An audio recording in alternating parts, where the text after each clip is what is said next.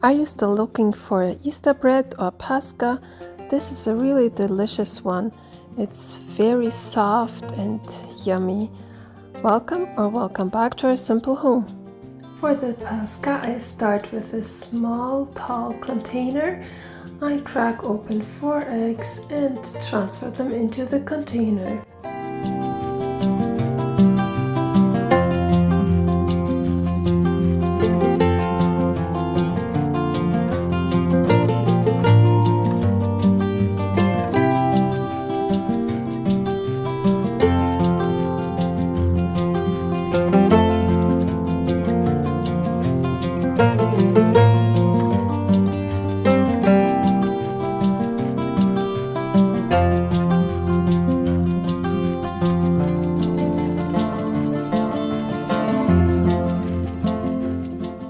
I whisk the eggs for about 5 minutes on full speed.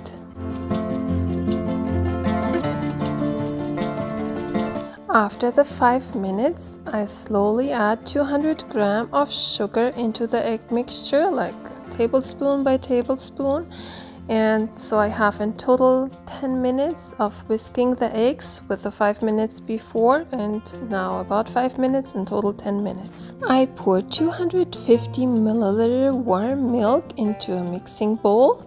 Add 1 tablespoon of sugar and 1.5 tablespoon of active dry yeast. I mix it a little bit and then let it rest for about 10 minutes. It is nice and foamy. Now I add 750 grams of all-purpose flour.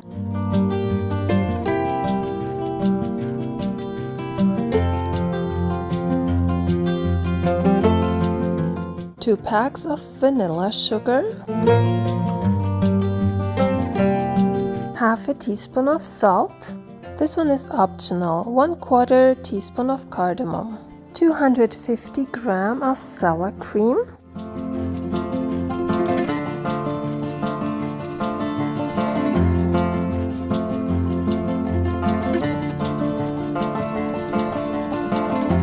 $125 grams of soft butter,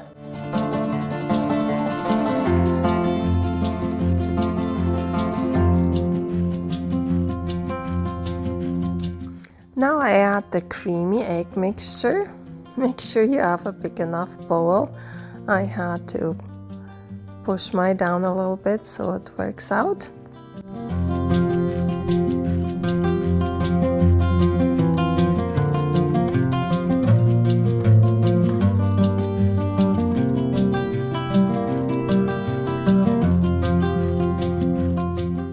After that, I knead the dough for about 5 minutes so I have a nice dough. It is very sticky, so I transfer it to a different bowl where I can let it rise.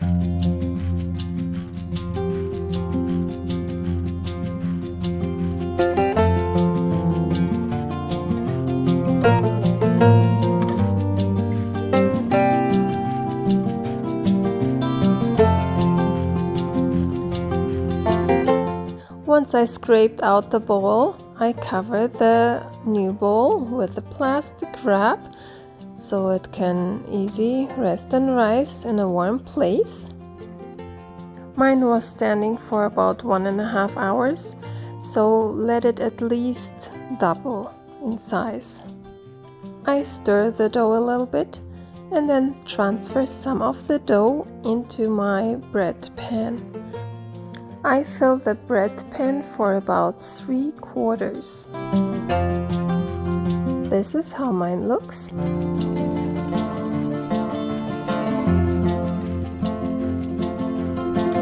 Now I move this aside and use my muffin tin.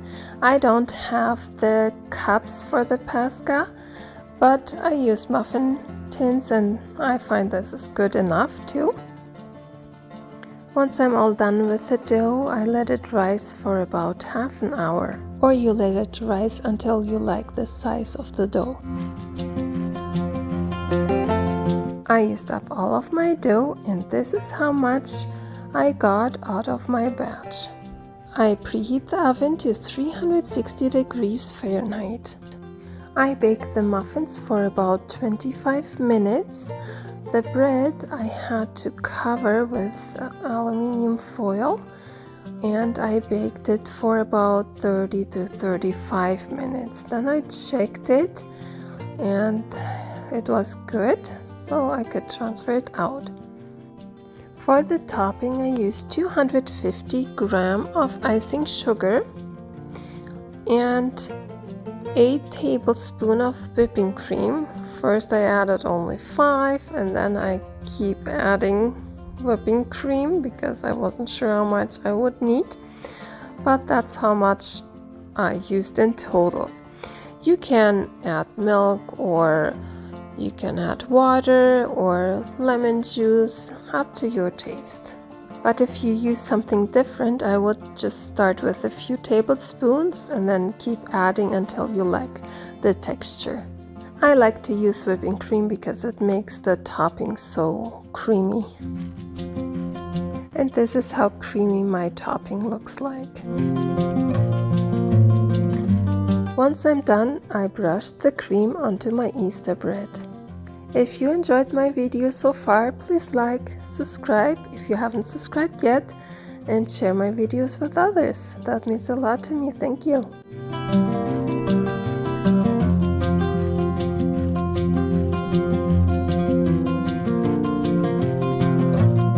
I add some sprinkles on top.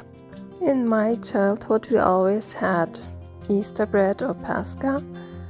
It's a good memory.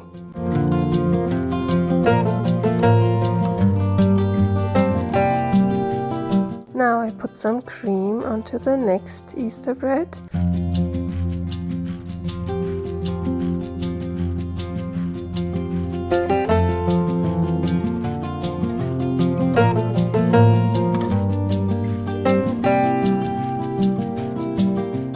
Add a little bit of sprinkles.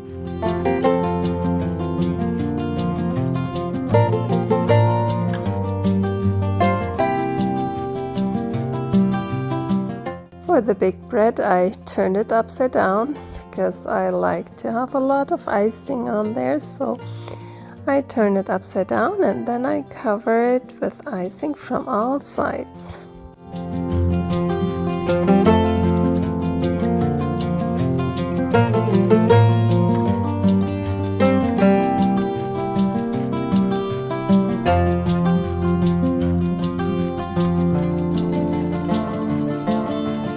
Now add some sprinkles from all sides.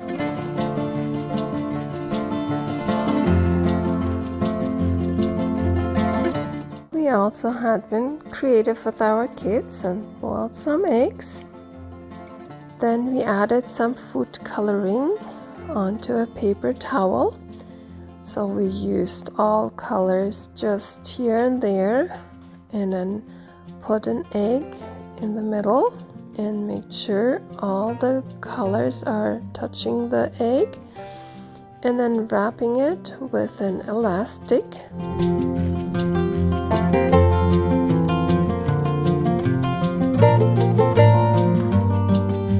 Then I dipped the bundle into vinegar just until the egg and the paper towel there is totally wet from the vinegar, and then I transfer it into my bowl.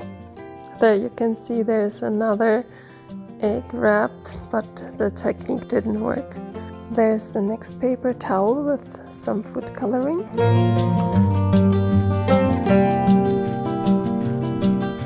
I wrap the egg into the paper towel.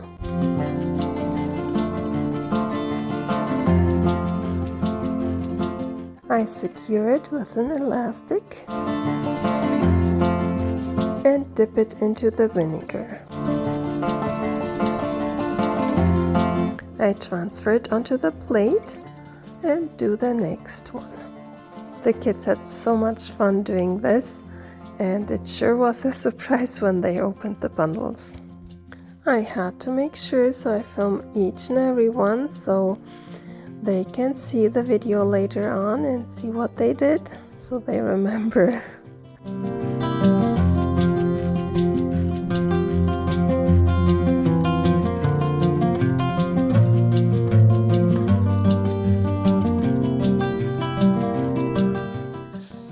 onto the last one.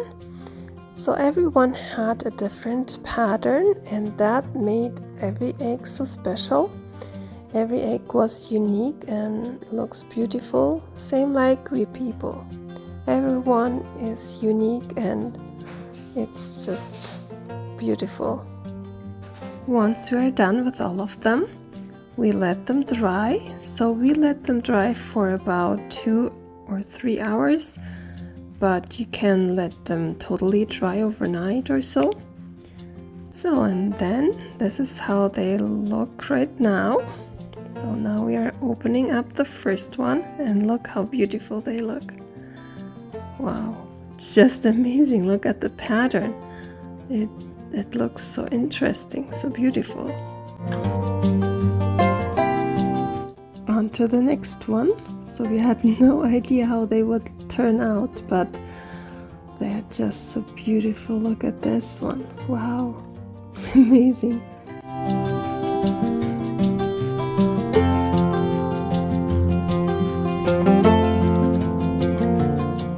This one had a little more of white, but it still looks amazing. It's beautiful. And on to the last one. Wow, look at that. It's genius. Amazing.